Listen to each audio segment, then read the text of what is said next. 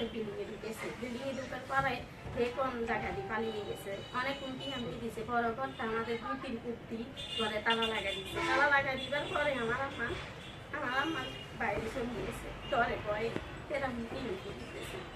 বাইরে এবার পরে 21 দিন পরে না 22 দিন পরে 21 তারিখ ছিল, আমার আম্মা বাইরে গেছে জমি চাইব, 2 ছেলে বাপ রাখছে। আমার একটা ভাই আছে, আর কোনো বাবা নাই মাও নাই। লাড়ি ছোড়ালো আমার বাইকটারও মারছে, আমার মা বাবাও দূরে এসে মারবেন লাই, আমার মাটারে মারতে পারতো না। মারার উদ্দেশ্য হলো আমরা জিডি করছি এই কারণে, এই উদ্দেশ্যে 2 কেনি জমি দিয়েছে। আমার আমাদের বাইরে করে দিচ্ছে, জমিগুলো ধরতে দিচ্ছে না। আজকে যদি আমার বাপ দেখতো, বড় ভাই দেখতো, আমরা এরকম হইতাম না। আপনারা যদি মিথ্যা হয় আপনারা সেই দেখতে পারেন, তার টাকা আছে, অর্থ সম্পদ আছে, তাদের বাড়ি গেলে আমাদের কিছু নেই। আমার আপা অনেক কষ্ট করে এই ঘরটা দিয়ে গেছে। আমরা 3 বোন বাপের ঘর বিদেশে নিয়ে সবাই দেও, সে জায়গাগুলো রেখেছে না।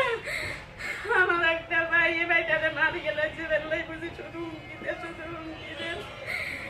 ওদিনকে পুলিশ গেছে, পুলিশে তদন্ত করতে গেছে, তাও হুমকি দিতেছে।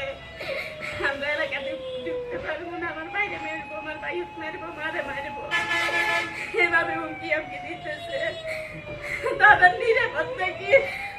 আপনারা তাদের নিরাপত্তা দেন। আমরা বিচার চাই সবার কাছে, জনগণের কাছে, আইনের কাছে। আমার বাবা যদি তাই এরকম হইতো না, এরকম করতে পারতো না। আমার বাবা নাই, এরকমই হচ্ছে।